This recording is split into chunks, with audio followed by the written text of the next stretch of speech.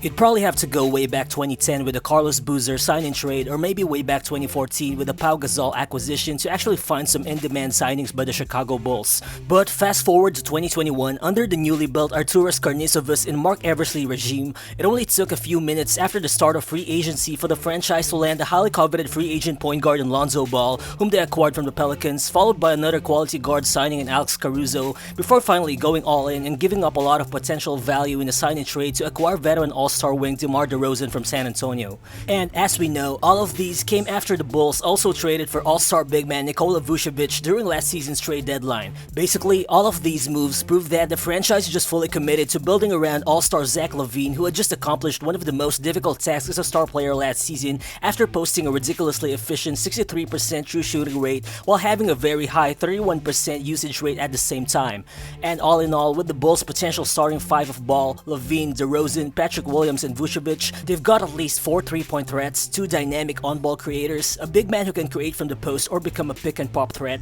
and also a versatile point guard who can effectively distribute the ball and bring defensive effort on the court. While for sure there are some questions about how all these moves add up in terms of fit, roster flexibility, and most especially how it could work on the defensive end. But in my opinion, given the right circumstances, this new Bulls starting lineup could easily help the team crack into the top of the Eastern Conference's pecking order in no time. So what's good, guys? It's Real Balls here, and today we'll look into why that could be the case and why the Chicago Bulls are finally back. So let's get to it.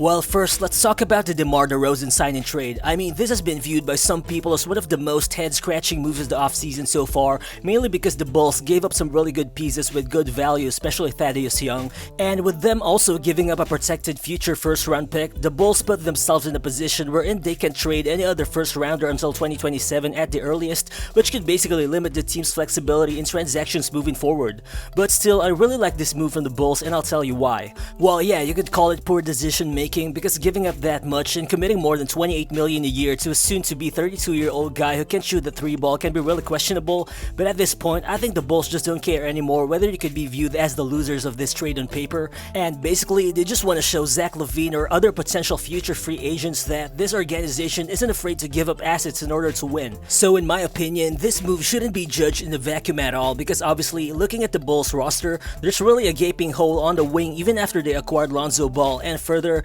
Zach Lavine is also in the last year of his contract, and Vucevic also isn't getting any younger at 30 years old. While for sure, these were risky decisions by the front office, but these are also the kinds of moves that a big market organization committed to winning needs to do. So with that said, what will DeMar DeRozan bring to the Bulls and how will it fit in? Well, first of all, he will be that much needed secondary shot creator and playmaker who will just take a huge load of Zach Lavine's shoulders. And he'll even take over those games when he's really feeling it. I mean, DeRozan has been a 20-point per game scorer over the past 8 seasons, and with him on the floor, defenses can no longer load up on Zach Lavine because they'll know that there's always another guy who can generate shots for himself. Well, yeah, DeRozan isn't a 3-point shooter, but you can just put the ball in his hands and you can still expect him to create something, whether it be at the rim or from the high post in the mid-range. And the Bulls could definitely count on his ability here because the numbers don't lie. He shot a super efficient 48, 53, and 50% from the field over his past 3 seasons in San Antonio, which are 3 out of the 4 highest field goal percentages of his career. And also, during that 3-year span, DeRozan ranked 3rd in the NBA in terms of isolation scoring among all 104 players who played at least 200 isolation possessions,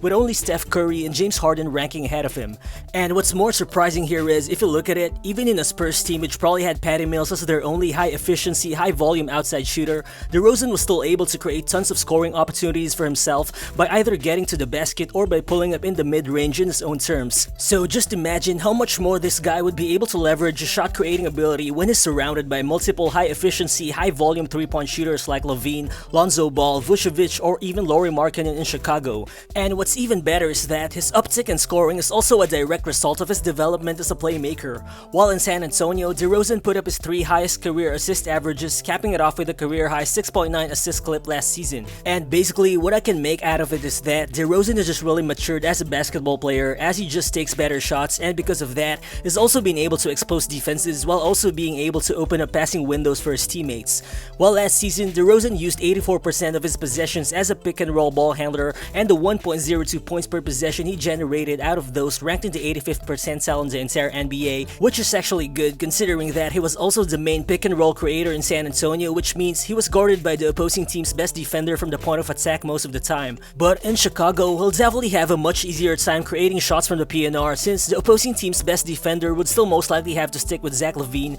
since Lavine just has the ability to either immediately blow by a driving lane or pull up even from behind the arc. So overall, I think the fit here is very complementary, as Lavine will just take a lot of pressure off DeMar DeRozan's shot creation and vice versa. But going back to DeRozan's lack of outside shooting, I'm definitely counting on Billy Donovan to be creative with his starting lineup here. I expect DeRozan to be functionally used as sort of the big man at times to be able to fully utilize the Bulls' outside shooters here. I mean, DeRozan can be used as a screener even for guys like Vucevic or Patrick Williams in the pick and roll, as both Vucevic and Williams can actually hit the 3-ball. So overall, I think DeRozan's fit with the Bulls shouldn't be that problematic as some people think. And of course, things should just get much easier with Lonzo Ball also on board, while Billy Donovan made good use of his 3-guard lineup of CP3, SGA, and Dennis Schroeder during his time in OKC, as that lineup was actually part of the most efficient NBA offense back in 2019 to 2020, and I expect to see a similar dynamic in Chicago, especially with a bigger 3-guard lineup of Lonzo Ball, Lavine, and DeRozan. So yeah, let's talk about Lonzo Ball. I mean, we already know that this guy will be the perfect complementary secondary or even tertiary ball handler in the Bulls starting lineup with his elite court vision and pinpoint precision passing both in the half-court and transition, and right away, he'll give an immediate boost to a Bulls offense which ranked 21st in the NBA last season. While obviously, unlike DeRozan or Lavine, you can't expect Lonzo to be able to manufacture a lot of shots off the dribble or by attacking the rim, but he'll immediately step in as a legitimate catch-and-shoot threat. He'll just open up a lot of opportunities for the Bulls offense. While after starting his career as a subpar outside shooter, only making 32% of his outside shots with the Lakers, he practically became a 38% 3-point shooter during his 2 seasons with New Orleans. I mean, last season alone, Lonzo ranked in the 71st percentile in terms of all catch-and-shoot jumpers and also in the 78th percentile in terms of jump shots in general in the entire NBA. And so I think the $85 million 3-year deal that Lonzo got is easily justifiable here. While yeah, he's not an all-star and is not offensively elite by any means, but I'm pretty sure that the value he'll bring as a playmaker, as a floor spacer, and as a good off-ball defender will just raise Chicago's playoff ceiling here. And more importantly, he's only 23, is improving his shooting and passing numbers year in and year out, and he also finished last season with an incredible 2.3 steal rate and a 1.7 block rate, which are very high numbers for a guard as well, and those stats should only bode well for his development. And I mean, his current contract will be up once he's only 27, which will probably be around the time he enters his peak, so I mean, who knows how much he'll be better within this time span with the Bulls. But yeah, obviously, there are questions with how Lonzo could still develop as an offensive player, since at this point, he's still not yet an attack-oriented scorer, meaning he still heavily relies on spot-up shots for his points. I mean, out of all 87 guards who played at least 700 minutes last season, Lonzo Ball's 5.7 drives per game ranked close to the bottom, only ahead of Patty Mills and Fernie Simons, Patrick Beverley, and Javon Carter. And for a guard who stands 6'6", you'd probably expect Lonzo to leverage his size more and find easier ways to attack the rim to open up more shots for his teammates, but I think the problem is he just doesn't have fluid hips when he drives to the basket, and his handle is also quite high, which makes him prone to losing the ball when attacking the rim. But I mean, the good thing for Lonzo is that he doesn't have to be that good of an attacker right away, since he'll have 2 elite guys in Lavine and DeRozan who can take care of that area right away. I mean, last season, Zach Lavine averaged 7.1 field goal attempts within 5 feet of the basket, which ranks only second to Bradley Beal among all guards. And that, paired with DeRozan's tremendous isolation scoring, will just allow Lonzo to focus on being a spot-up shooter, a ball mover, or an entry passer who can find the best ways to deliver the rack to Vucevic or DeRozan on the low post or the mid post, more than being a primary initiator. And in my opinion, that should be enough for the Bulls offense to stabilize and for them to be a top 10 offensive team next season. But yeah, how about the defense? Well, I think I'm also higher than most people in terms of what the Bulls can do on that end. Well, they might not be a top 15 defense, but I mean, Lonzo Ball is a good off-ball defender who can disrupt passing lanes or rotate or close out on shooters, and while he's not a good point of attack defender, this is where you'll see the value of the Alex Caruso signing. I mean, more than being a really efficient outside shooter, Caruso will be the point of attack defender that the Bulls need. While like Lonzo is also a great help defender, but the difference is he can switch between guards and wings on ball, and this kind of defensive versatility just gives Chicago a lot of synergy on the backcourt. And another thing is, we've seen Zach Lavine really commit on defense much better over the past few years, and even in the Olympics, we've seen how he's being a more consistent two-way player. And while he might not be the most impactful defender for the Bulls next season, I definitely definitely expect him to continue stepping up, especially now that he'll have more energy on that end since he won't be responsible for creating everything in Chicago anymore. And I think I also like how DeRozan would be able to defend at the 4 spot in potential small ball lineups together with Ball, Caruso, and Lavine. In those scenarios, I think DeRozan can take advantage of his ability to body up in the post using his strength rather than guarding off-ball players in the perimeter where he often struggled in the past.